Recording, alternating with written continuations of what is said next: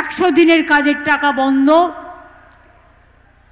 গ্রামীণ আবাস যোজনা বাড়ি তৈরি করার টাকা বন্ধ আজ 4 বছর ধরে। তারপরে আদালতের নির্দেশ পেয়ে, হাইকোর্টের নির্দেশ পেয়ে 6 মাস ঘুমিয়েছিল, সুপ্রিম কোর্টের নির্দেশ পেয়েও করেনি। হঠাৎ একটা চিঠি পাঠিয়েছে,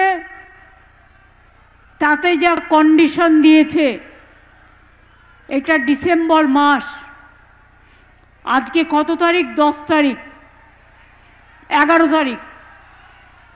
এবার এসআইআর শুরু করেছে,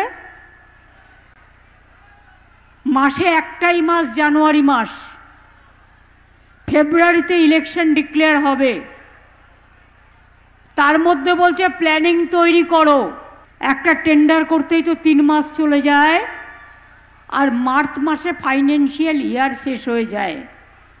এটা আমাদের সাথে চালাকির খেলা। আমরা বলি 4 বছর যখন দাওনি, 5 বছর যখন দাওনি, তোমাদের ভিক্ষে আমরা চাই না। আমরা 100 দিনের জায়গায় 75 দিনের কাজ করেছি।